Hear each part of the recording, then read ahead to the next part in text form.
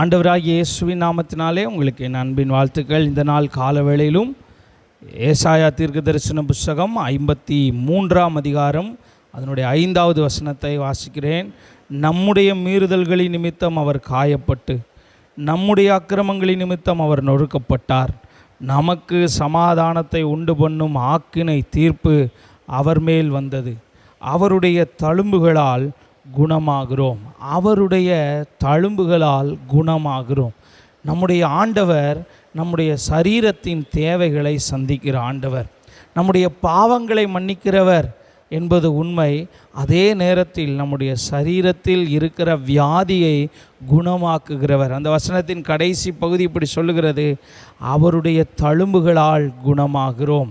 ஆண்டவர் இஸ்ரவேல் ஜனங்களை எகிப்திலிருந்து அழைத்து கொண்டு வரும்போது அவர்களுக்கு சொன்ன வார்த்தை, எகிப்தியருக்கு உண்டான வியாதிகளில் ஒன்றும் உனக்கு வருவது இல்லை, நானே உன் பரிகாரியாகிய கர்த்தர்.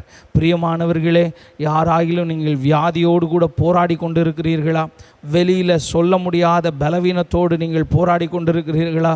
நம்முடைய ஆண்டவருடைய தழும்புள்ள கரங்கள் இறங்கி உங்களை இன்றைக்கு சுகமாக்கட்டும் என்று சொல்லி ஜெபிக்கிறேன். இந்த வசனத்தின்படியே அவருடைய தழும்புகளால் குணமாகிறோம். நம்முடைய ஆண்டவர் யெகோவா ராஃபா, அவருடைய பெயர் யெகோவா ராஃபா, சுகம் தருகிற ஆண்டவர்.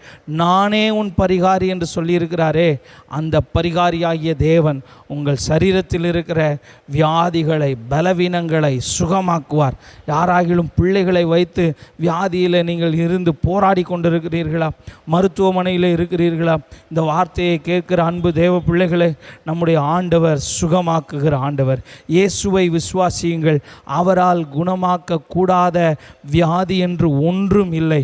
12 வருடமாய் பெரும்பாடுள்ள ஒரு ஸ்திரீ வருடக்கணக்காய் போராடினாள். அவளை ஆண்டவர் சுகமாக்கினார். 38 வருடமாய் ஒரே இடத்தில் படுத்த படுக்கையிலே கிடந்த ஒருவனை கர்த்தர் சுகமாக்கினார்.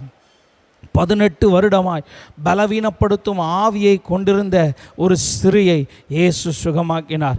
ஆண்டுகள் பல நீங்கள் வியாதியிலே நீங்கள் கிடந்தாலும் இயேசு உங்களை சுகமாக்க வல்லமை உள்ளவராக இருக்கிறார்.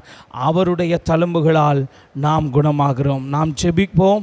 ஆண்டவர் உங்களை சுகமாக்க நாம் இணைந்து ஜெபிக்கலாம். சர்வ வல்லமை உள்ள ஆண்டவரே, வார்த்தைகளை கேட்குற ஒவ்வொருவருக்காகவும் ஜெபிக்கிறேன்.